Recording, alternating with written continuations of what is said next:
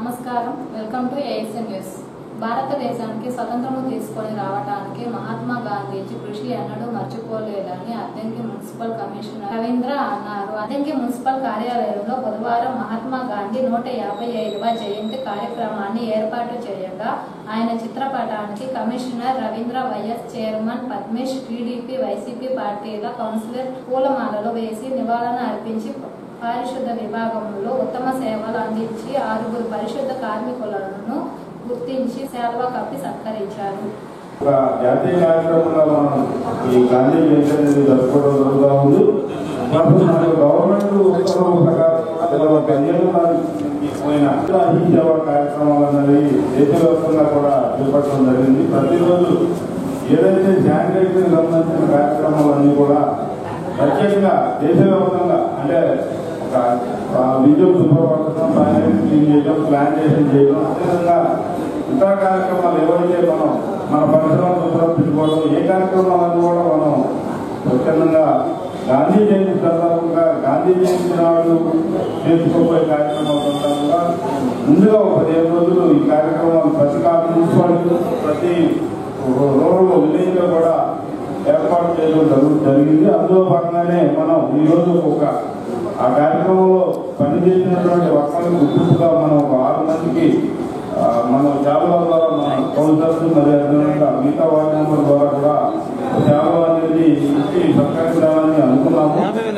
అందులో భాగంగా ఒక వర్గాలను కూడా పేరు రమ్మని కోరుతా ఉన్నాను. గాంధీ గారి గురించి ఒక చిన్న మాటలో చెప్పాలంటే ఆయన చెప్పేవారు, ఆచరించేవారు, రెండు కూడా. ఊరికే చెప్పి వదిలేరు, ఆయన ఆచరించి చూపించారు. అది ఈరోజు ఇంటర్నేషనల్ డే అయింది. అంతర్జాతీయంగా ఒక దేశానికి చెందినటువంటి ఒక వైశ్య ప్రముఖ వ్యక్తి ఒక అంతర్జాతీయంగా ఎదిగారు అంటే ఆయనలో ఉండే త్యాగమే ఆయన్ని మహాత్ముని చేసింది. ఇంకా తను రఘుపతి రాఘవ రాజారావు అనే సాంగ్ కూడా ఆయన కర్తయ్యారు.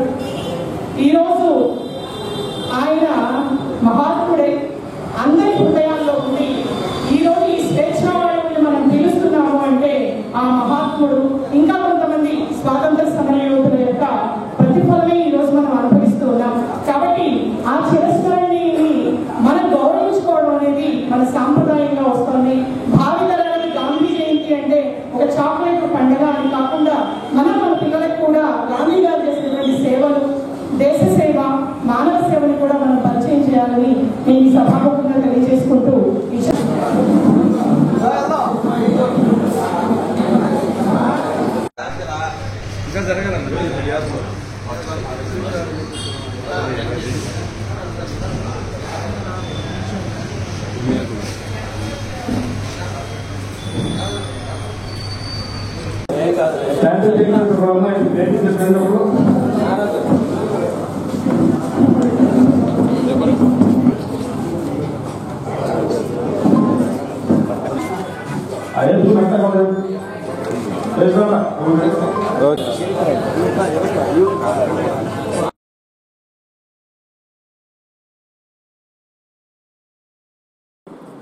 అమావాస్య సందర్భంగా సింగల్కొండ శ్రీ ప్రసన్నాంజనేయ స్వామివారి దేవస్థానంలో బుధవారం అరటిపండ్ల పూజ ఎంతో వైభవంగా జరిగింది. ముందుగా ప్రసన్నాంజనేయ స్వామి వారికి నిత్యం జరిగే పూజలు, అభిషేకాలు జరిపి అలంకరణ తదుపరి 11 ఆవృతములుగా వేద పండితులు, అర్చకులు కలిసి అరటి పండ్లతో పూజలు జరిపారు. కదల్ది పట్టణంలో దాతలు, భక్తులు పాల్గొని స్వామివారిని దర్శించుకొని అనంతరం మహానివేదన, పంచహారతులు కార్యక్రమాన్ని తీర్థ ప్రసాద వితరణగా జరిగింది.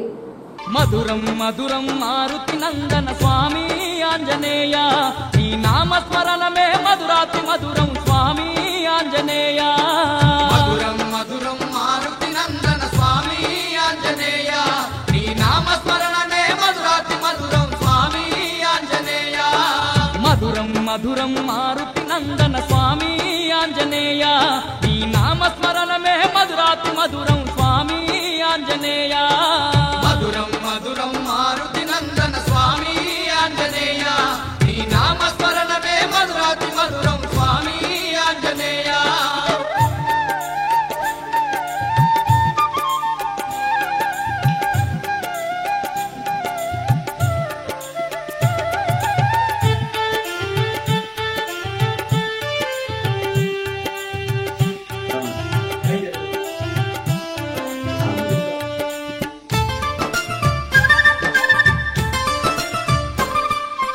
వాయువరముతో అవతరించిన వాయుకుమార శ్రీ ఆంజనేయ వాయుకుమార శ్రీ ఆంజనేయ వాడవాడలో వెలసిన వాడవు వజ్ర శరీరుడు నీవేనయ్యా వజ్ర శరీరుడు నీవేనయ్యా రామ సేవకై జన్మించితివి స్వామి హనుమయ్య రామ భక్తుడై రాజిల్లినవు స్వామి ఆంజనేయ మధురం మధురం మారుతి నందన స్వామి ఆంజనేయ నీ నామస్మరణమే మధురాతి మధురం స్వామి ఆంజనేయ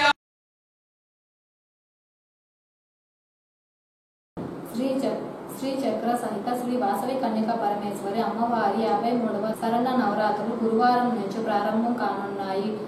అందుకు సంబంధించిన ఏర్పాట్లు ముమ్మారుగా జరుగుచున్నాయి. ముందుగా కుంకుమ నది నుంచి శోభయాత్ర ప్రారంభమయ్యి దేవస్థానానికి చేరుకొని అమ్మవారికి నదీ జలములతో అభిషేకములు జరుగుచున్నాయి. 3వ తేదీ నుంచి 12వ తేదీ వరకు అమ్మవారి భక్తులు ఏ విధ రూపాలలో దర్శనం ఇవ్వనున్నారు. పూజా కార్యక్రమంలో అలంకరణకు సంబంధించిన వివరాలు అర్చకులు నవీన్ కుమార్ వివరించారు.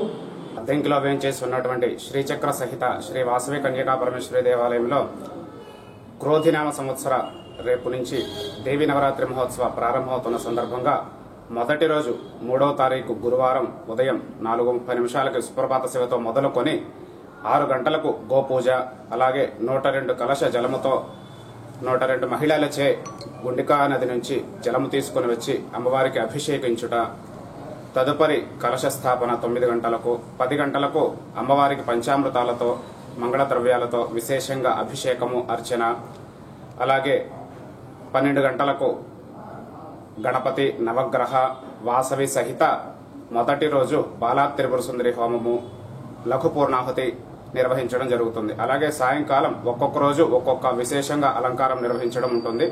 దాని ప్రకారంగా తీసుకుంటే 3వ తారీఖు గురువారం బాలా త్రిపుర సుందరి దేవి, 4వ తారీఖు శుక్రవారం భువనేశ్వరి దేవి, 5వ తారీఖు శనివారం లలితాదేవి, 6వ తారీఖు ఆదివారం హిమవంతిని దేవి, 7వ తారీఖు సోమవారం అన్నపూర్ణేశ్వరి దేవి, 8వ తారీఖు మంగళవారం లక్ష్మీదేవి, 9వ తారీఖు బుధవారం సరస్వతీదేవి, 10వ తారీఖు గురువారం దుర్గాదేవి, 11వ తారీఖు శుక్రవారం మహిషాసురమర్దిని దేవి, 12వ తారీఖు అంటే విజయదశమి రోజున రాజరాజేశ్వరి సహిత అలాగే మూల విరాట్టుకు బంగారు కవచంతో అమ్మవారికి పుష్పాలంకరణ నిర్వహించడం జరుగుతుంది. అలాగే విశేషంగా తీసుకుంటే మన ప్రతి సంవత్సరం లాగానే ఈ సంవత్సరం కూడా దశమహావిద్యలలో ఒకరైన త్రిపుర భైరవి దేవి హోమ కార్యక్రమం నిర్వహించడం జరుగుతుంది 10 రోజులు కూడా. ఈ అమ్మవారిని ఎందుకు పూజించాలి అంటే ఈ సంవత్సరం ప్రతి ఒక్కరికి కూడా జాతకరీత్యా గోచార రీత్యా నవగ్రహ దోషాలని కూడా పోగొట్టే విధంగా ఈ అమ్మవారు అనుగ్రహిస్తుంది. కాబట్టి మనం ఈ సంవత్సరం త్రిపుర భైరవి అమ్మవారి హోమ కార్యక్రమం నిర్వహించడం జరుగుతుంది. దానితో పాటు 10వ తారీఖు గురువారం దుర్గాష్టమి వచ్చినందున చండికా హోమం ఉంటుంది. 12వ తారీఖు విజయదశమి రోజున మహాపూర్ణాహుతి కలశోద్వాసన కార్యక్రమాలు ఏర్పాటు చేయడం జరిగింది. కావున భక్తులందరూ కూడా ఈ పూజా హోమ కార్యక్రమాల్లో పాల్గొని అమ్మవారిని దర్శించి అమ్మవారి కృపకు పాత్రలు కావాల్సినదిగా తెలియజేయడం అనేది. అలాగే ప్రతిరోజు కూడా సాయంకాలం 7 గంటల నుండి 10 గంటల వరకు అమ్మవారికి దర్శన ఏర్పాటు కార్యక్రమం నిర్వహించడం ఉంటుంది. కాబట్టి భక్తులు ఈ విషయాన్ని దృష్టిలో ఉంచుకొని 7 నుండి 10 లోపల దేవస్థానానికి వచ్చి అమ్మవారిని దర్శించవచ్చు. 10 గంటలకు పల్లకీ సేవ, మహామంగళహారతి, తీర్థ ప్రసాదం వినియోగం ఏర్పాటు చేయడం జరిగింది. కావున మరొకసారి చెప్తున్నాను, కావున భక్తులందరూ కూడా ఈ పూజ కార్యక్రమాలన్నింటిలో కూడా పాల్గొని అమ్మవారి కృపకు పాత్రలు కావాల్సినదిగా తెలియజేస్తున్నాం. శ్రీచక్ర సహిత శ్రీ వాసవి కన్యకా పరమేశ్వరి దేవస్థానం అద్దంకి. అలాగే 13వ తారీఖు ఆదివారం విశేష భక్త బృందముచే అమ్మవారికి నగరోత్సవ కార్యక్రమం కూడా ఏర్పాటు చేసుకోవడం జరిగింది. ప్రతి ఒక్కరూ కూడా ఈ నగరోత్సవ కార్యక్రమంలో పాల్గొని అమ్మవారి కృపకు పాత్రలు కావాల్సిందిగా తెలియజేస్తాం.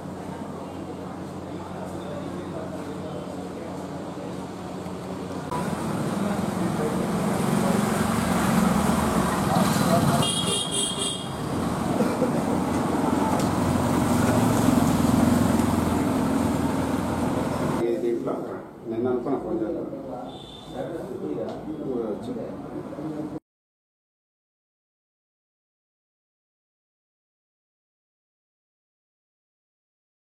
ప్రతి విద్యార్థి గాంధీ మార్గాన్ని ఎంచుకోవాలని తిమ్మాయపాలెం జిల్లా పరిషత్ గంగాధర్ అన్నారు. తిమ్మాయపాలెం జిల్లా పరిషత్ హైస్కూల్లో బుధవారం మహాత్మా గాంధీ 155వ జయంతి కార్యక్రమాన్ని ఏర్పాటు చేయగా గాంధీజీ చిత్రపటానికి పూలమాలలు వేసి నివాళులు అర్పించారు. మహాత్మా గాంధీ దేశ స్వాతంత్ర్యం కోసం పోరాటం చేసిన వారిలో ప్రముఖులు. ప్రతి విద్యార్థి గాంధీజీ చరిత్ర తెలుసుకోవాల్సిన అవసరం ఎంతైనా ఉందని గంగాధర్ తెలియజేశారు. గుజరాత్ రాష్ట్రంలోని పోర్బందర్ అనేటటువంటి గ్రామంలో జన్మించాడు. ఇప్పుడు అది పట్టణం అయింది అనుకోండి. దేశం కోసం అంటే ఈయన బ్రతుకున్నటువంటి కాలంలో మన దేశాన్ని బ్రిటిష్ వాళ్ళు పరిపాలించేవాళ్ళు. బ్రిటిష్ వాళ్ళు 300 సంవత్సరాలకు పైగా మన దేశాన్ని పరిపాలించే క్రమంలో మనల్ని బానిసలుగా చూస్తున్నప్పుడు వీళ్ళంతా కూడా ఈయనతోటి పాటు ఇంకా కొంతమంది స్వాతంత్ర సమర యోధులు ఉన్నారు. వీళ్ళందరూ కలిసి వాళ్ళకి వ్యతిరేకంగా కొన్ని ఉద్యమాలు చేశారు. ఈయన చేసినటువంటి ముఖ్యమైనటువంటి ఉద్యమాల్లో మొట్టమొదటిది సహాయ నిరాకరణ ఉద్యమం. అదేవిధంగా రెండవది ఉప్పు సత్యాగ్రహం, మూడోది క్విట్ ఇండియా.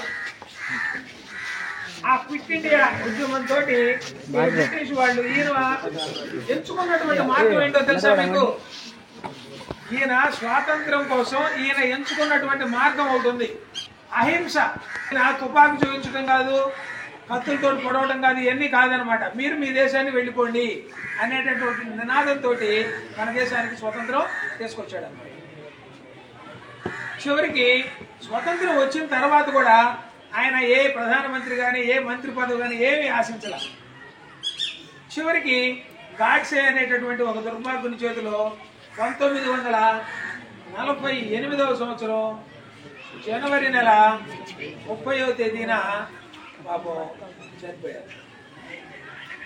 మనం ప్రతి సంవత్సరం కూడా ఈ రోజున అక్టోబర్ 2వ తేదీన గాంధీ పుట్టినరోజుని ఒక మన జాతీయ పండుగగా జరుపుకుంటున్నారు. సమతుల ఎరువులు యాజమాన్య పద్ధతులు పాటించి నాణ్యమైన దిగుబడులు సాధించాలని ఏరువాక కేంద్రం శాస్త్రవేత్తలు రాధాకృష్ణ సూచించారు. అద్దంకి మండలం చిన్నకొత్తపల్లి గ్రామంలో పొలం పిలుస్తున్న కార్యక్రమాన్ని ఏర్పాటు చేయగా శాస్త్రవేత్త Radhakrishna, ADA Dhanraj, AO Venkatakrishna, HO Deepti హాజరయ్యారు. యూరియా అధికంగా వాడటం వలన చీడపీడలు ఎక్కువగా వస్తున్నాయని, యూటాష్ ఎకరాకు 20 కేజీలు వేసుకోవాలని, ఈ విధంగా ఈ పంటను నమోదు ప్రతి రైతు చేయించుకోవాలని రాధాకృష్ణ తెలిపారు. రోటరీ క్లబ్ ఆఫ్ సింగరకొండ ఆధ్వర్యంలో అద్దంకిలో గాంధీజీ 155వ జయంతి వేడుకలను నిర్వహించారు. ముందుగా గాంధీజీ విగ్రహానికి రోటరీ సభ్యులు పూలమాలలు వేసి నివాళులు అర్పించి 3 కార్మికులను నూతన వస్త్రములను ఇచ్చారు. అలాగే అద్దంకిలో ఆదివాసీ సంఘం ఆధ్వర్యంలో గాంధీ బొమ్మ సెంటర్లో గాంధీజీ 155వ జయంతి కార్యక్రమాన్ని నిర్వహించారు. ఆదివాసులందరూ గాంధీ విగ్రహానికి పూలమాలలు వేసి నివాళులు అర్పించారు. జాతీయ నాయకులు మహాత్మా గాంధీ గారు, అదేవిధంగా లాల్ బహదూర్ శాస్త్రి గారు ఇద్దరి జయంతి సందర్భంగా వారిద్దరికి కూడా జయంతి శుభాకాంక్షలు. వారికి ఘనమైన నివాళులు అర్పిస్తున్నాము రోటరీ తరఫున. ఈ కార్యక్రమానికి ఇంతమంది వచ్చేసి జయప్రదం చేసినందుకు అందరికి కూడా నమస్కారాలు తెలియజేస్తూ కార్యక్రమాన్ని ముగిస్తున్నాం. జై హింద్, జై జవాన్, జై కిసాన్, జై జవాన్. 1869వ సంవత్సరం అక్టోబర్ 2న ఒక చిన్న గ్రామం గుజరాత్లో పోర్బందర్లో జన్మించినవాడు మన మహాత్ముడి జీవితం అనేది పూలబాట కాదు. మహాత్ముడు ఎదుర్కొన్నన్ని పోరాటాలు కావచ్చు, అతను తన కార్యక్రమంలో ముందుకు అడుగేస్తే అతనికి వచ్చిన ఇబ్బందులు కావచ్చు, ఇంకెవ్వరూ ఎదుర్కొని ఉండరు. చాలామందికి తెలియని విషయం ఏంటంటే గాంధీజీ స్వాతంత్రం కోసం మొదటి నుంచి పోరాడాడని అనుకుంటుంటారు. గాంధీజీ 1915 వరకు 15లో కొంతకాలం వరకు సౌత్ ఆఫ్రికాలో ఉన్నారు న్యాయవాద వృత్తిలో. 1915 ప్రాంతాల్లో భారతదేశానికి వచ్చాడు. దక్షిణాఫ్రికాలో అపార్థీడ్ మీద ఉద్యమాలు నిర్వహించి బ్రిటిష్ వాడిని అక్కడే గడగడలాడించిన మొనగాడు మహాత్మా గాంధీ. భారతదేశానికి వచ్చేటప్పటికి 46వ సంవత్సరం ఆయనకి. గోపాలకృష్ణ గోఖలే గారు ఈయన భారతదేశ స్వాతంత్ర్య సిద్ధికి ఉపయోగపడతాడు, సహాయపడతాడు, ఈయన నేతృత్వంలో జరగాలి అని భావించి ఆయన్ని 1 సంవత్సరం పాటు భారతదేశం అంతా చూసి ఆ తర్వాత నాయకత్వం వహించమంటాడు. రైల్లో 3వ తరగతి పెట్టెలో వెళ్ళి దేశమంతా వీక్షించి మెట్టి దిగి అప్పుడు క్లియర్గా వస్తుంది. ఇప్పుడు చూడు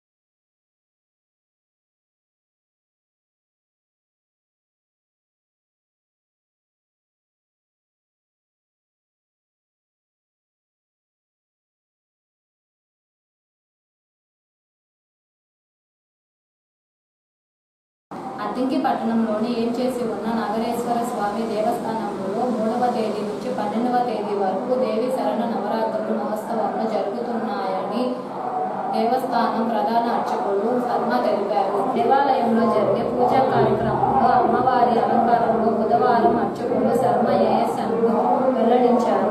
10 రోజుల పాటు జరిగే దసరా ఉత్సవాల్లో భక్తులు అందరూ పాల్గొని జయప్రదం చేయాలని శర్మ తెలియజేశారు. శ్రీ గంగా వింధ్యావాసి సమేత నగరేశ్వర స్వామి వారి దేవాలయం అనగా 10 స్తంభాల దేవాలయంలో ఈ సంవత్సరం దేవి శరన్నవరాత్రి దసరా మహోత్సవాలు రేపు 3వ తారీఖు ఆశ్వయుజ మాసం ఒక శుద్ధ పాడ్యమి అనగా గురువారం 3వ తారీఖు నుంచి ప్రారంభమై 12వ తారీఖు విజయదశమి రోజు వరకు కూడా ఈ యొక్క ఉత్సవాలు జరుగుతూ ఉన్నాయి. రేపు మొదటి రోజు అమ్మవారికి గుండికా నది నుండి 108 కలశములతోటి ఊరేగింపుగా వచ్చి కలశ స్థాపన కార్యక్రమం జరుగుతుంది. సాయంకాలం అమ్మవారికి బాలా త్రిపుర సుందరి అలంకారంతో అమ్మవారిని అలంకరించడం జరుగుతుంది. అలాగే ప్రతిరోజు కూడా ఈ 9 రోజులు సాయంకాలం పూట రోజుకొక అలంకారం చొప్పున విశేషంగా అమ్మవారిని అలంకరించి పూలతోటి చేసి ఉత్సవాలు వైభవంగా జరుగుతాయి. అలాగే 15వ తారీఖు మంగళవారం గ్రామోత్సవం ఊరేగింపు కార్యక్రమం జరుగుతుంది. కావున 50 మంది కూడా భక్తులు విచ్చేసి ఈ దేవీ శరణవరాత్రుల్లో అమ్మవారికి విశేషంగా జరిగేటువంటి ఈ అలంకారాలన్నింటినీ కూడా తిలకించి ఆ పార్వతీ పరమేశ్వరి యొక్క కృపాకటాక్షాలని పొందవలసింది. కాబట్టి 3వ తారీఖు గురువారం అమ్మవారి బాలా త్రిపుర సుందరి దేవి అలంకారము, అలాగే 4వ తారీఖు శుక్రవారం శ్రీ గాయత్రీదేవి అలంకారము, 5వ తారీఖు శనివారం అన్నపూర్ణాదేవి అలంకారము, అలాగే 6వ తారీఖు ఆదివారం విశేషంగా మనం ఎక్కడా చేయటువంటి లింగ భైరవి అనేటువంటి అలంకారాన్ని పార్వతీ పరమేశ్వరులు ఏకమైనటువంటి లింగ స్వరూపంలో అమ్మవారు ప్రతిబింబిస్తూ ఉంటుంది. అలాంటి లింగ భైరవి యొక్క అలంకారాన్ని ఈ సంవత్సరం ప్రత్యేకంగా మనం చేస్తూ ఉన్నాము. అలాగే 7వ తారీఖు లలితాదేవి సోమవారం, అలాగే 8వ తారీఖు మంగళవారం శ్రీ వారాహీదేవి అమ్మవారి యొక్క సైన్యాధ్యక్షురాలైనటువంటి ఆ వారాహి మాత యొక్క అలంకారాన్ని చేస్తున్నాము. అలాగే అమ్మవారు 9వ తారీఖు బుధవారం మూలా నక్షత్రం రోజున అమ్మవారు సరస్వతీదేవి యొక్క అలంకారంలో దర్శనమిస్తుంది. అలాగే 10వ తారీఖు గురువారం దుర్గాష్టమి అమ్మవారు కనకదుర్గా అమ్మవారి యొక్క అలంకారంలో దర్శనమిస్తుంది.